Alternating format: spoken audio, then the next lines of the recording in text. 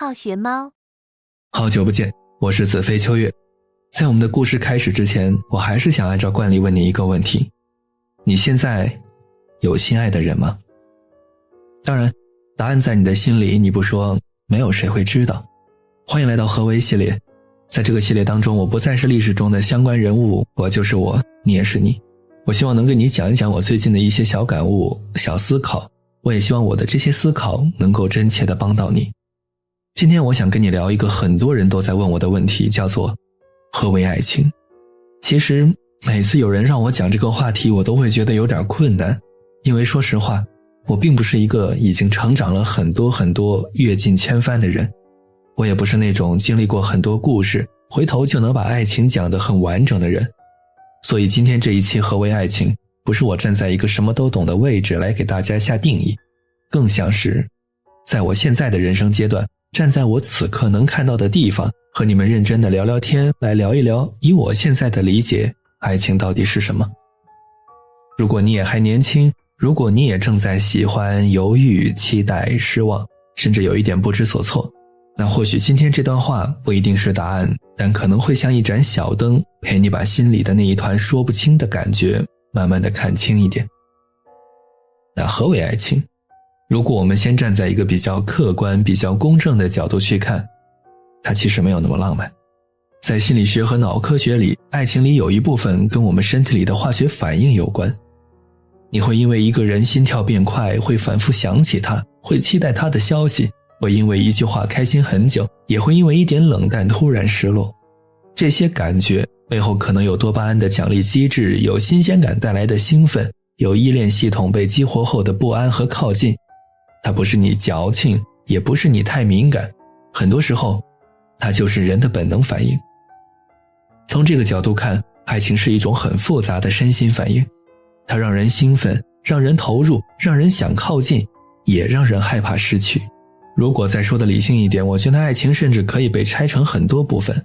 有的是心动，是看见一个人时突然亮起来的感觉；有的是亲密，是你愿意把真实的自己给对方看；有的是承诺，是你不是一时喜欢，而是想认真地陪他走完一段路。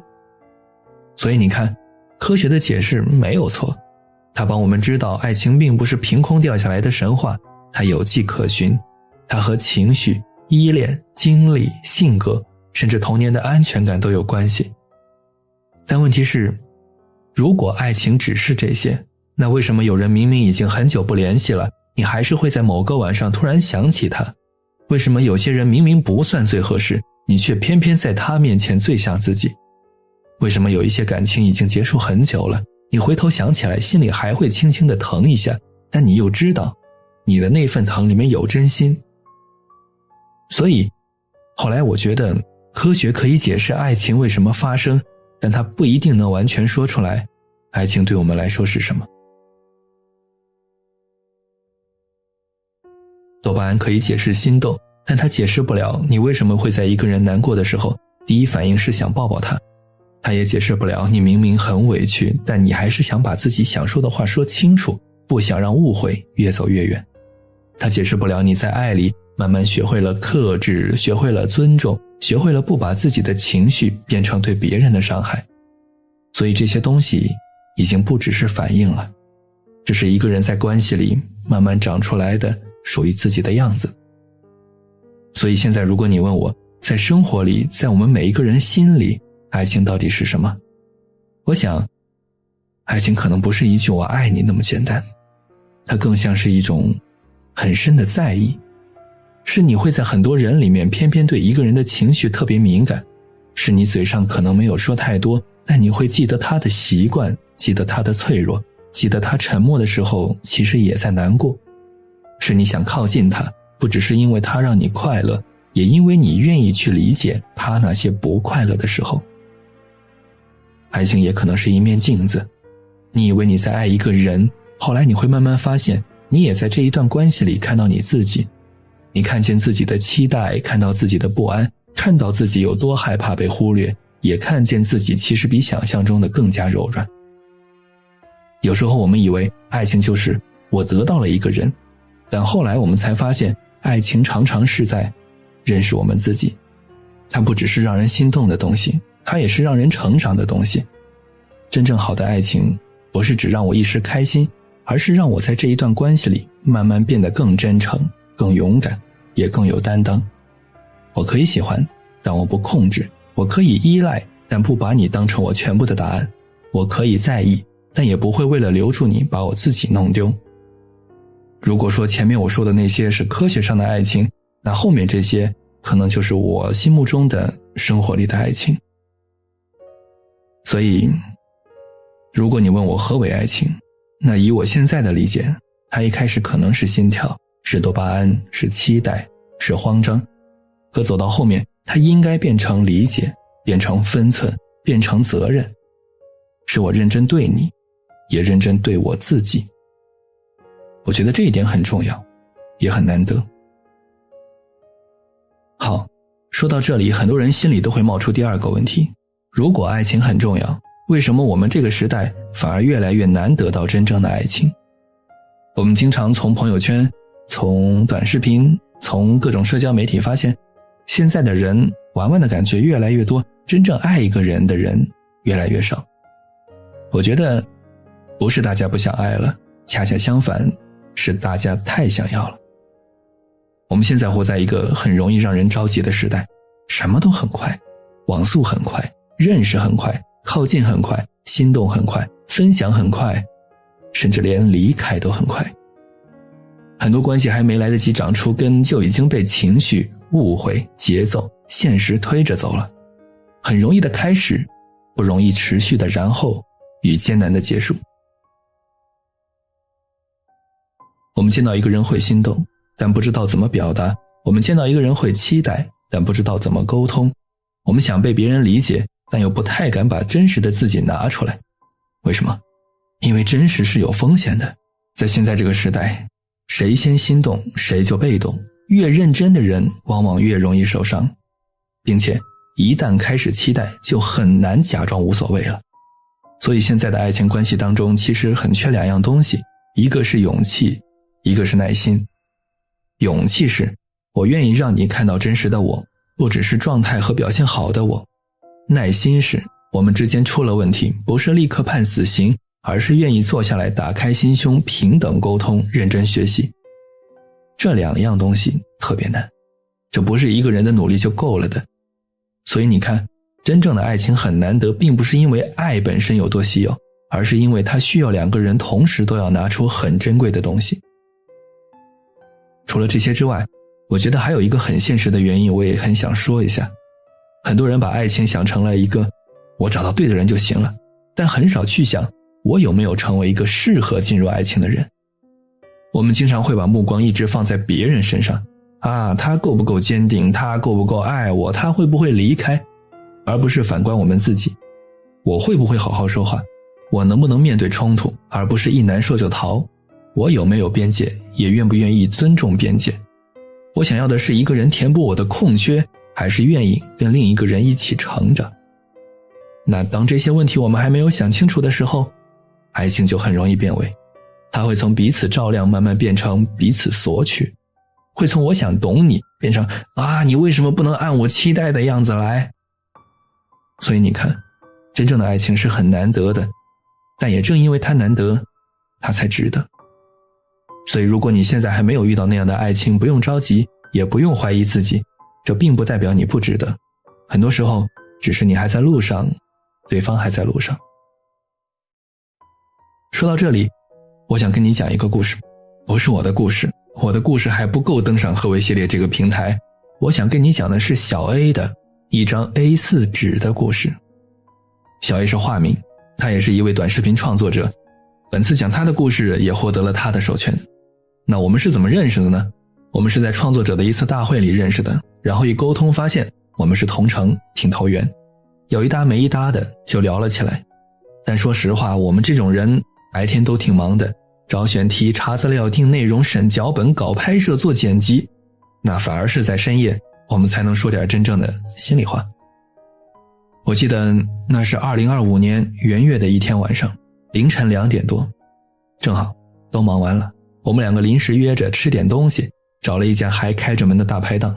冬夜的风很冷，桌灯昏黄，隔壁桌呢在喝啤酒，说的那叫一个热火朝天。老板端上来冒热气的汤锅和扑鼻香的炒粉。我们本来在聊创作，聊平台，聊最近的状态。聊着聊着，他突然安静了一会儿，然后把手机递给我看一张照片。照片拍的是一张旧旧的 A4 纸，折痕很深，边角已经磨毛了，应该是被反复打开过很多次。我还注意到图片右上角还有一个收藏的标志，我就问他，你怎么把一张纸的照片一直收藏着？他就低头笑了一下，过了很久，灌了几口啤酒，他才对我说，这张 A4 纸我一直保存着，没舍得丢。秋月啊，我看过你的何为系列好多期了，如果你以后要做何为爱情，你能不能讲讲这张 A4 纸的故事？我低头再看照片，纸上的字是用蓝色圆珠笔写的，一笔一画，工整清秀，还留着日期，2024年12月30日。于是小 A 说，这是我的前任女友写的，我们在一起4年零3个月，从2020年8月到2024年11月。于是小 A 缓缓讲起了他的故事，有很美好的开始，很普通的走散，没有谁犯很大的错，也没有特别戏剧化的情节。对，有的时候爱情不是突然没了，而是走着走着却发现有些什么变了。两个人都上班，都很累，都觉得自己很努力，刚开始是吵，为什么不回消息？后来是吵，为什么你总是这个态度？再后来连吵都不怎么吵了，只是一天一天话变少了，解释变短了，沉默变长了。他说，那段时间他最怕的不是自己每天上完班很累，而是回到出租屋，打开门那一瞬间，明明屋子还是那个屋子，拖鞋还是2双，牙刷还是并排放着，但感觉人已经不是原来的人了。小 A 说，我记得很清楚，分手是在2024年11月26号的晚上10点41分，因为那天我刚说完，要不我们就到这儿吧，然后客厅墙上的电子钟刚好从10点40跳到10点41，秒点一闪一闪的，屋里就特别安静。分手之后，小 A 没有立刻搬走，不是因为舍不得，而是因为真的很麻烦。他们租的房子12月31号到期，他1月2号要去新公司报到，年底工作又忙，搬家找房办离职做交接，挤成一堆，简直一塌糊涂。12月31号那天，他请了半天的假，准备搬家。上楼之前已经预想过这一次见面可能会很难堪，可能会很尴尬，说不好又会翻旧账，或者沉默到连空气都很冷。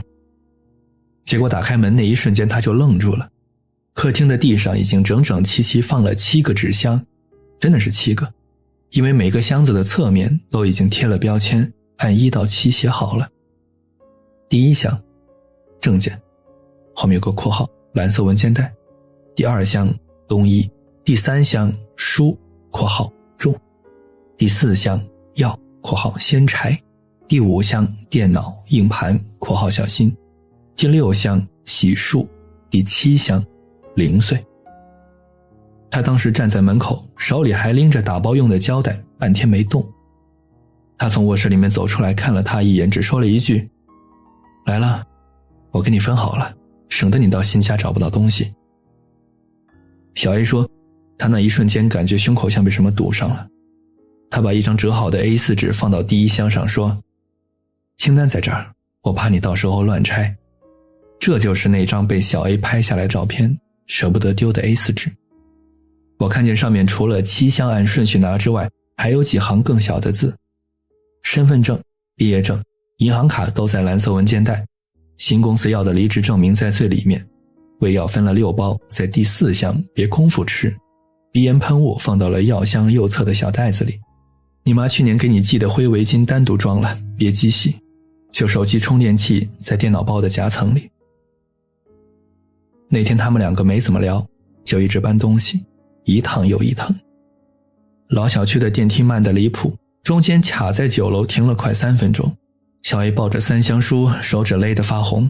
他看了一眼说，给我1箱吧，太重了。他下意识说不用，最后还是递给他了。两个人并排站在电梯里，电梯门上那一块镜子把他们照得都很清楚，谁都没看谁，可谁都知道这大概是他们最后一次这样站在一起搬东西了。新家在一个老房子的6楼，没有电梯，他一个人把箱子一点点搬上去，搬到最后已经10点多了。楼道的感应灯总是灭，他跺脚跺了好几次灯才亮。他进门第一件事就是拿起那张 A4 纸，发现背面还有字，这件上面写着：热水器的总闸在厨房门后，你牙刷呢，我放到洗漱袋侧边了。今天晚上先别收拾了，先洗澡，吃点东西再睡。小 A 说，他看到这些字儿的时候，才真的坐到地上哭了。不是那种很大很大的哭声，就是一个人在新租的空房子里，地上全是胶带和泡沫纸，灯有一点点白，窗外呢还有跨年前留下的一点零零散散的烟花声。他低着头，眼泪一滴一滴掉在那张纸上。后来呢，他们没有复合，小 A 也没有把这个故事讲得很惨。讲完这个故事之后，他只是闷头喝酒，喝了一瓶又一瓶。可能你听完这个故事之后心里也会很堵，也可能你听完这个故事之后会问我一句很现实的话，那爱情到底应该怎么做？那我想说的可能不是那么热血的话，或者说我想说的话可能还不好听。我想说的是，爱情不是靠攻略得到的，不是你背会了几句话，学会了几种技巧就能够拥有一段真正的爱情。我一直觉得爱情不是考试，没有标准答案，也没有满分模板，但是我们可以练习，让自己成为一个更会爱的人。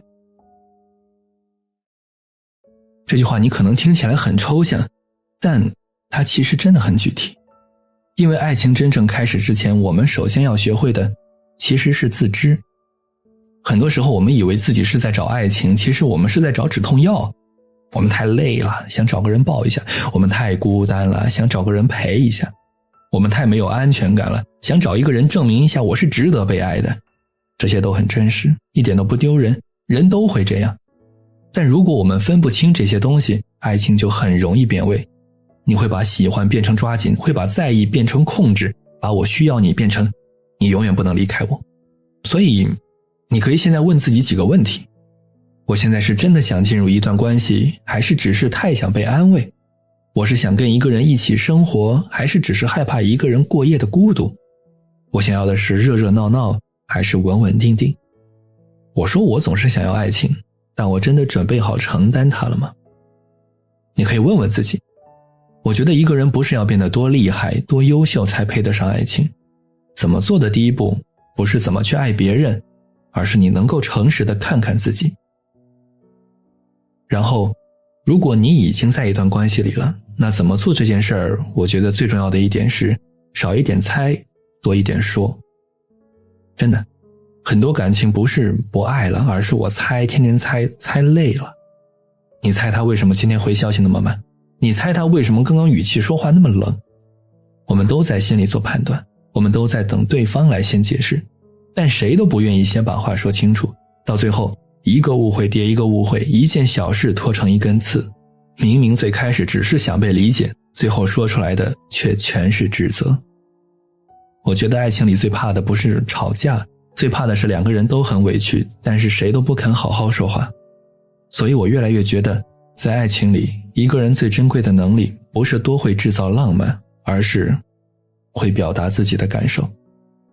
不是说你怎么总是这样，而是说你刚刚跟我说的那句话，我听了之后心里挺难过。不是说什么你根本不在乎我，而是说你今天一直没有回我，我会忍不住乱想。不是说算了你就这样吧，而是说我现在心里很不舒服，有点生气，我们晚一点能不能好好聊一下？你看，其实本质上说的还是同一件事，但当你从判对错变成说感受，关系的空气会一下子不一样。还有一点我觉得也很重要，你要学会看对方的行动，而不只是听对方的情绪。因为情绪很浓的时候，很多话都很好听，对不对？上头的时候谁都会说永远啊，我永远要跟你在一起，你放心吧。舍不得的时候谁都会说离不开，难过的时候谁都会说我改。可真正能说明问题的，常常不是那些情绪最满的时候说了什么，而是日子回到普通之后他做了什么。他会不会在麻烦来的时候还愿意处理问题？他会不会在你脆弱的时候不是嫌你麻烦？他会不会尊重你的边界，而不是一边说爱你一边消耗你？他会不会在关系出现裂缝的时候不是逃，不是冷战，不是晾着你，而是愿意一起去想办法？你前面听到小 A 的那个故事，其实就是这个意思。真正打动人的从来不是一句大话，而是一张 A4 纸，是7个箱子，是第4箱要先拆，是你1月2号要报到，证件我放到了第1箱。爱情很多时候就藏在这些地方，藏在细节里，藏在习惯里，藏在一个人愿不愿意为你的生活负责一点点。所以如果你问我怎么判断一段爱是不是健康的，我会说，你别只看他让你的心跳跳得有多快，你要看跟他在一起的时候，你是不是过得越来越安稳，越来越敢做自己，越来越敢把真实的话说出来。爱情不是一场长期的紧张，真正好的爱情会有心动，但更会有安定。好，再往下说，怎么做还有一个很难，但我觉得也必须要说的点，就是你在爱里一定要记住，保留你自己。这句话可能很多人都听过，但真到关系里真的很难做到。你喜欢一个人的时候，我们太容易把全部的注意力都放过去了。他开心你就开心，他突然冷了下来，你整天都乱了，他一句话没回你，你一晚上都睡不好。当然我不是说这样不好，喜欢本来就会让人变得柔软，变得在意，变得不像平时那么冷静。可如果一段爱情让你长期变得越来越小，越来越慌，越来越不像自己，那你就要想一下，看看是不是哪里不对了。好的爱情不是把你变成只有爱情的人，它应该让你在爱里依然有自己的生活，自己的朋友，自己的热爱，自己的节奏。你可以很喜欢一个人，但我希望你不会为了留住他，一点一点把自己给剪碎。因为一个人一旦把全部的人生都压在爱情上，爱到最后很容易变成害怕，害怕失去，害怕被比下去，害怕对方离开，害怕自己不够好。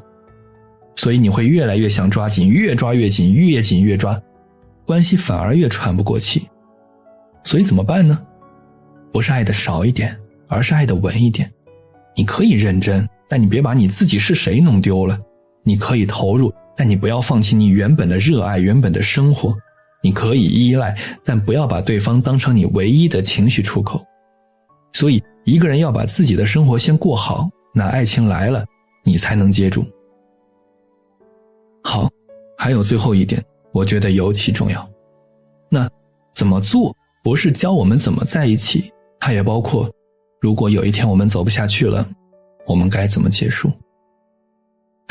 可能现在你听到这个话题你会觉得很不爱听，但相信我，它真的很重要。因为不是所有的爱情都会走到最后，有一些关系走着走着就会变，有一些人你们都没有做错什么，只是人生的阶段不一样了。有一些感情你已经很努力了，但努力不一定每次都能换来圆满呀。那这个时候怎么办？我觉得至少别把彼此弄得很难堪。爱的时候认真一点，走的时候体面一点。不要因为结局不圆满，就回头把那些曾经的真心话全部说成笑话。不要因为自己受伤了，就拿最狠的话去刺对方心最软的地方。不要去用羞辱对方来证明自己赢了，因为我想告诉你，在爱里真的没有谁赢谁输。你前面听到那个小 A 的故事，会不会觉得难受呢？那为什么会觉得难受呢？不是因为他们复合了，没有，恰恰是因为他们没有复合，但那个人还是把小 A 的生活轻轻地收好，再交还给了他。这种分开不热闹，但是它就是最真实的。它会让你明白，爱情不一定是我一定要拥有你，爱情有时候也是我认真爱过你，所以哪怕最后分开，我也想最后为你做点什么。我觉得这就是怎么做里最难也最珍贵的一刻。所以今天如果你问我爱情到底该怎么做，我可能不会教你怎么追一个人，也不会教你怎么让别人离不开你。我只想跟你说，要先把自己活明白一点再去爱。进入了一段关系，要少猜一点，多说一点。你们要看行动，不要只听情绪。你可以爱别人，但也别把自己弄丢了。最后，如果走不下去，就尽量把路走得体面一点。这几件事情可能听起来不浪漫，但我们真正需要的往往就是这些看起来不那么浪漫的东西。爱情，爱情，何为爱情？我其实觉得我自己没资格说这种话，但如果一定要我在这一刻给他一个回答，我想它不是年轻时的一次怦然心动，也不是成年后的一种模式安排，不是一句我爱你，也不是一个必须圆满的结局。它更应该是一种真实安静的照见，你在爱里看到了别人，也终于看到了你自己。我们总以为爱情是热烈的，是烟花的，是拥抱，是非你不可，是这些可能是爱情。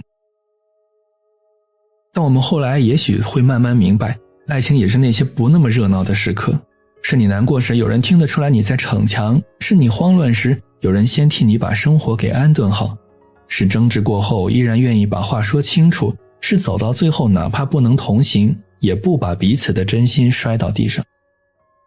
它为什么重要？不是因为它能让人生从此没有痛苦，而是因为它会让一个人不再总是孤零零地扛着走。它让我们在这个很快、很吵、很容易把人推着往前走的世界里，忽然有一个瞬间觉得自己被看见了，被理解了。那这种感觉有时候比我爱你3个字更像爱情。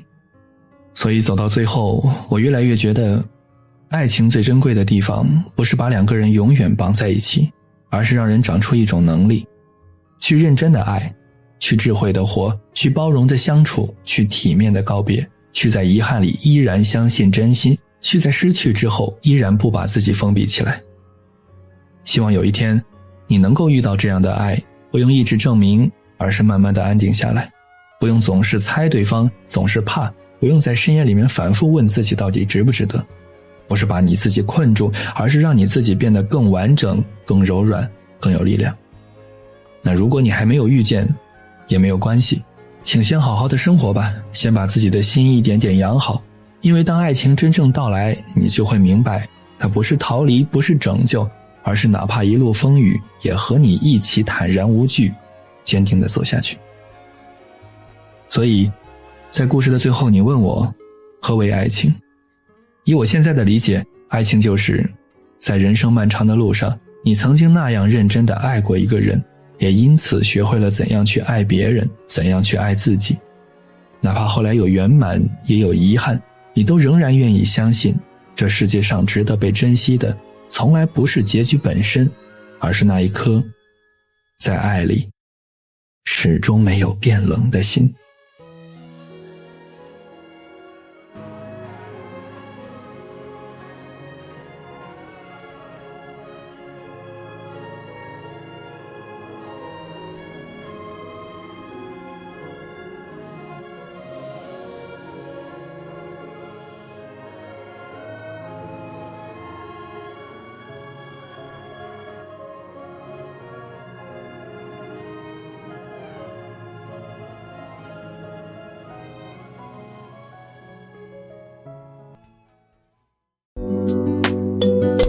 好学猫